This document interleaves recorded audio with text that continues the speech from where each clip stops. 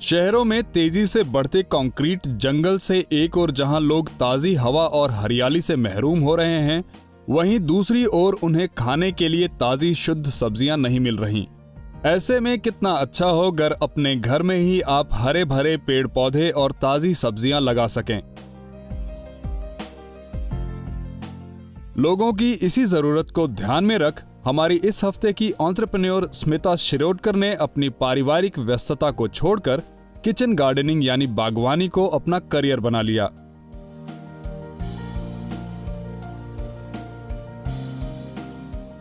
अब माचिस के डब्बों की तरह बन रहे अपार्टमेंट्स में किचन के आगे जमीन तो बचती नहीं, इसलिए स्मिता ने अपने टेरेस को ही किचन गार्डन की शक्ल दे डाली। जैसे हम एक 3 महीने का एक्सपोर्ट ऑर्डर हैंडल कर रहे थे, हमारी फैक्ट्री गोवा में है, तो वहाँ फैक्ट्री आवर्स के बाद कुछ करने होता नहीं था। How much TV would you watch? तो फैक्ट्री आवर्स 5:30 बजे ख़त्म होता है and I was handling around 50 to 100 employees in the SSI unit and उनके बच्चे और उनके हटमैन होते थे सामने, हमारे फैक्ट्री के सामने। तो वहाँ हम खेलते थे उनसे और एक दिन वो बच्चा नहीं आया हमारे फैक्ट्री में जो खेलने आता था, तो हम उनको ढूंढते हुए उनके घरों में गए। तो तब मैंने देखा उनके माता पिता और वो बच्चा बैठ के, उनका एक 10 by 10 का किचन गार्डन था, जिसमें पहली बार मैंने देखा कि बैंगन उग रहे थे, टमाटर उग रहे थे, एक नींबू का झाड़ था जिसमें तकरीबन 50 नींबू थे and I was so fascinated. देखते से ही हमें लगा कि ये कैसे कर रहे हैं और कैसे किया, और उसी वक्त ये शुरुआत हो गई, मुझे भी सीखना था। शुरू में स्मिता की गार्डनिंग से बिजनेस करने का आइडिया घर वालों को पसंद नहीं आया, लेकिन वक्त बीतने के साथ साथ स्मिता के इसमें बढ़ते झुकाव को देख उनके परिवार के लोग भी उनका हाथ बटाने लगे।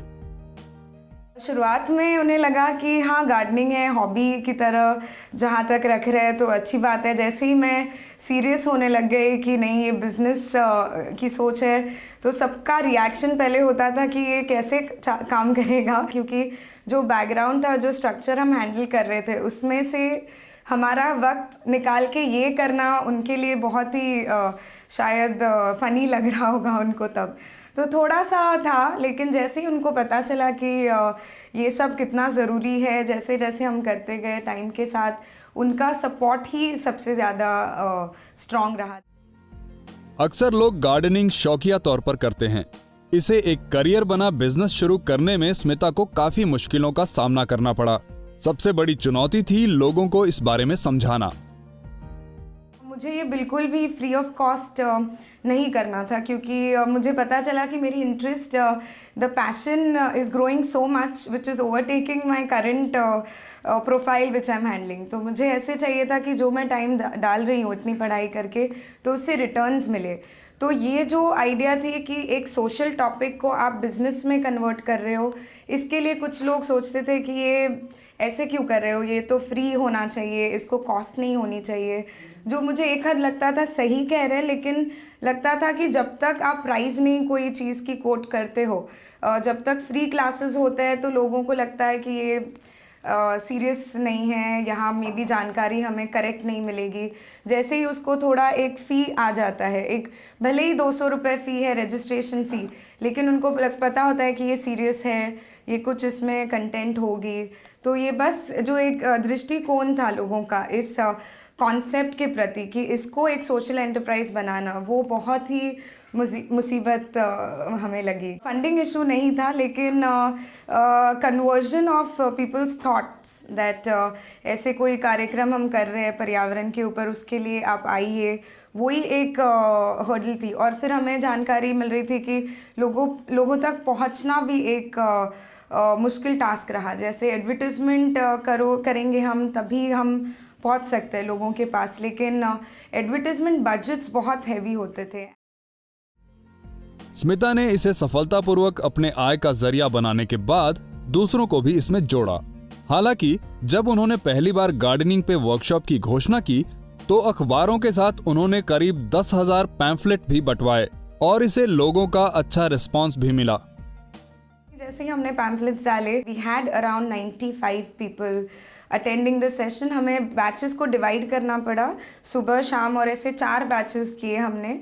ताकि हम लोगों को अच्छी अटेंशन दे पाए। एंड उस दिन मैंने सोच लिया कि चाहे कुछ भी इनपुट मुझे फीडबैक मिले, लेकिन जब तक मैं कन्विंस्ड हूँ इस आइडिया से कुछ गलत नहीं होगा। And that's how the journey began.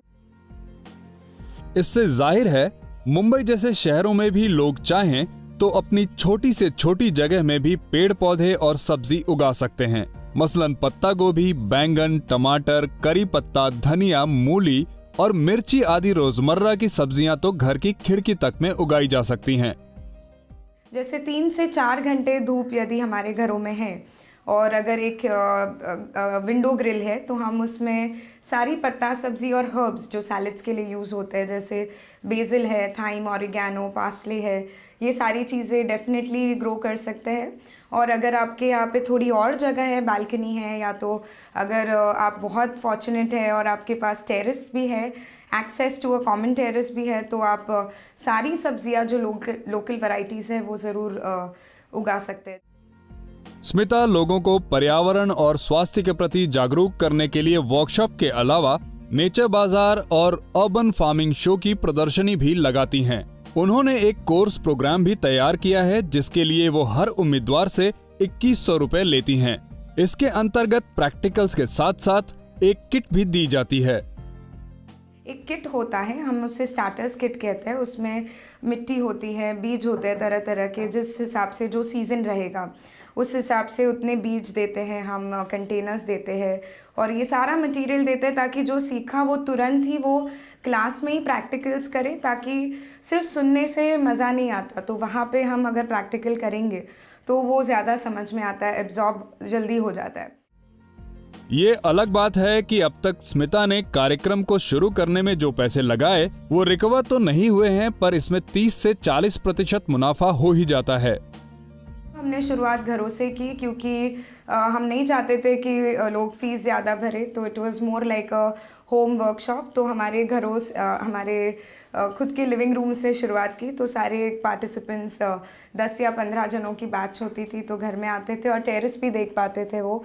तो टेरेस देख के उन्हें कॉन्फिडेंस आता था कि यस, हम भी इससे अच्छा कर सकते हैं, या तो इतना तो कर ही सकते हैं। इस काम में स्मिता को नई पीढ़ी के लोगों का भी साथ मिल रहा है। एक बड़ी सॉफ्टवेयर कंपनी से नौकरी छोड़ 3 महीने पहले ही इस कंपनी से जुड़ने वाली सोनल का कहना है कि यहाँ काम करना अच्छा लग रहा है। गार्डनिंग की लोगों तक अधिक से अधिक पहुँच बढ़ाने के लिए सोनल ने प्रचार का दूसरा माध्यम अपनाया। इनका लोगों तक पहुंचने का तरीका सिर्फ ये था कि या तो पेपर में ऐड दे, या तो जिन्होंने वर्कशॉप किया है वो दूसरों को जाके बताए। तो इससे जो इतना बड़ा शहर है और जिनको हमें ज़्यादा से ज़्यादा लोगों को अवेयरनेस करना है वो नहीं हो सकता था। तो एक तो हम मतलब जनरल एड्स देने लगे और उससे मतलब कॉर्पोरेट्स की इंक्वायरी हम लोग इनवाइट करते हैं। फिर दूसरी जगह पब्लिक प्लेसेस ऐसे ही जैसे कि मॉल्स, जहाँ बहुत सारे लोग आते हैं, तो उनको एक ही दिन को पर्यावरण में क्या क्या हो सकता है आपकी रोज़मर्रा की ज़िंदगी में वो बताने के लिए हम लोग स्टॉल सेटअप करते हैं या एग्जीबिशंस करते हैं। किचन गार्डन में एक तो ऑर्गेनिक मिलता है, जो हम लोग बाहर ख़रीदने जाते हैं तो वो बहुत कॉस्टली पड़ता है, लेकिन यहाँ और अब हम लोग अपने आप से उगाते हैं तो एक खुशी की बात ही होती है। घर पे भी सबको अच्छा लगता है, क्वालिटी अच्छी होती है क्योंकि और हम लोग का ही जो खाद है वही यूज़ किया रहता है, इसकी वजह से वो और टेस्ट में भी बहुत फ़र्क आता है क्योंकि और नेचुरल है कि इमीडिएटली हम लोग यूज़ कर सकते हैं। वो तो हमारे पास आते आते 3-4 दिन और निकल जाते हैं मार्केट से जब लेते हैं तभी। बड़ी कंपनी में से यहाँ पे आओ तो रिसोर्सेज इतने ज़्यादा नहीं होते हैं, लेकिन यहाँ जो पैशन होती है वो वहाँ पे हमें कभी भी देखने को नहीं मिली थी, क्योंकि यहाँ पे अपना दिल इसमें डाला हुआ है। तो ऐसा नहीं है कि सुबह और शाम को जाओ और अपनी सैलरी ले लो। इसमें हर तरीके के आइडियाज़ आपको नए नए निकालने पड़ते हैं और जो भी हर्डल्स आए वो खुद ही को अपने उसके सॉल्यूशन भी ढूंढने पड़ते हैं, लेकिन जो सेटिस्फेक्शन मिलता है वो बहुत ज़्यादा होता है।